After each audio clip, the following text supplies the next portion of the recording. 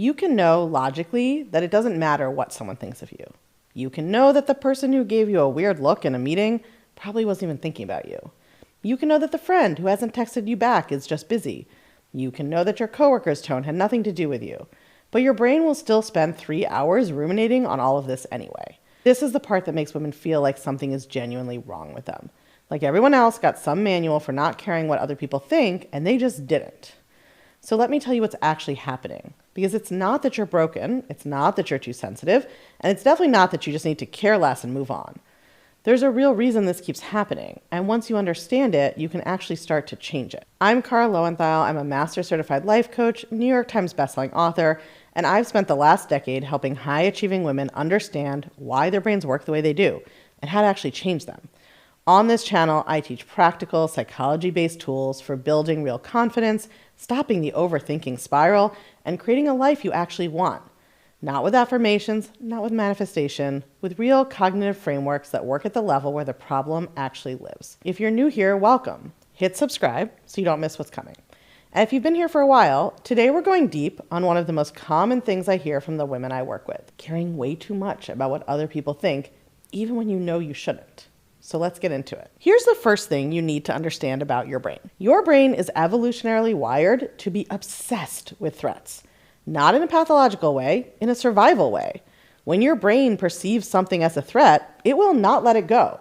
It will scan, analyze, run scenarios, replay conversations, and keep working on the problem until it feels like you're safe. It's not anxiety and it's not a character flaw. It's what your brain is exactly built to do. The problem isn't that your brain's too sensitive or too intense, it's that your brain has been taught to identify something as a threat that isn't really a threat. Because here's what socialization does that most mindset advice completely ignores. From a very early age, women are specifically trained to treat other people's perceptions of them as a constant threat. Not just something to be aware of, as something that is actually dangerous. Whether someone's happy with you, whether you came across the right way, whether you're too much or not enough, whether someone is upset with you and hasn't said so yet. You were taught that those things are dangerous, that getting them wrong has real consequences. And your brain, doing exactly what brains do, learned to scan for those threats constantly. So it's not that you're too sensitive. You have a survival brain, which you need, running a program that it was handed decades ago. And that program happens to be monitor how other people see you at all times. And this is why a lot of the advice that women get around this fails, because people just tell you to stop caring what other people think, or they tell you to just be more confident, like that's a mindset you can just decide to have. And sometimes you can decide. And then the next time something happens, you get a short reply to an email, somebody says something that lands the wrong way, you feel awkward and you're right back in the loop. You're not failing at being confident or having willpower. It's what happens when you try to override a threat response, but you haven't actually changed what your brain has identified as a threat. You can't logic your way out of that cycle. Not with affirmations, not by just telling yourself that other people's opinions don't define you, not with their opinion of me is none of my business. Those are all true, but they don't reach the level of the brain where this is actually happening. What changes this isn't telling yourself to care less, it's changing the specific thoughts that are setting off the threat signal in the first place. There's one more important element to this.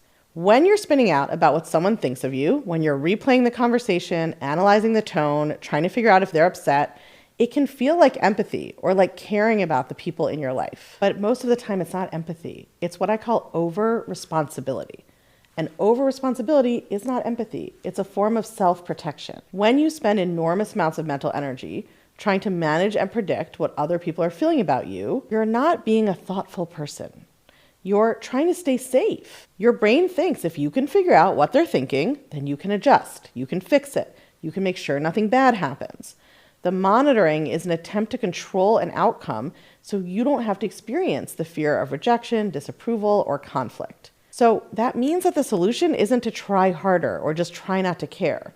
That doesn't work. You have to look at the specific fear that is driving this monitoring, the thought that is driving the threat signal, and you have to start changing that thought at the root. As long as your brain believes that someone being upset with you is dangerous, it will keep scanning. That's what brains do. You have to change what it's been taught to be afraid of. So what does that actually look like? The first step is to stop trying to solve the question your brain is asking, which is, what do they think about me? and start asking a different question. What thought is making this feel dangerous? Usually it's going to be something like, if she's upset with me, that means I did something wrong. If this person thinks I'm too much, I won't be accepted. If I got that wrong, I'm not as capable as I thought I was. Those are the thoughts that are creating the threat response. It's not the other person's opinion. It's your thought about what that opinion means. And once you identify the specific thought, you can use the thought ladder, which is my framework for gradually shifting beliefs to thoughts that are actually believable in order to start changing it. We don't change thoughts with affirmations or mantras or vibrations. We don't try to just convince ourselves they don't matter. We find thoughts that are a little more grounded, a little more realistic, something we can believe a little bit, and we work our way up from there. This is a process. It takes practice, but it's learnable. It's just a skill. And it's the only thing that actually works because it's the only approach that's working at the level where the problem lives. If you want to start working with this right now, go grab my free guide, How to Stop Caring What Other People Think. It walks you through the specific process for identifying and shifting the thoughts that are keeping you stuck in the loop. The link is in the description. And if this video helped you see your own brain a little differently today, the next video in this series is going to take everything we talked about and zoom all the way out in a way that I think is going to completely change how you see this work. So watch that next.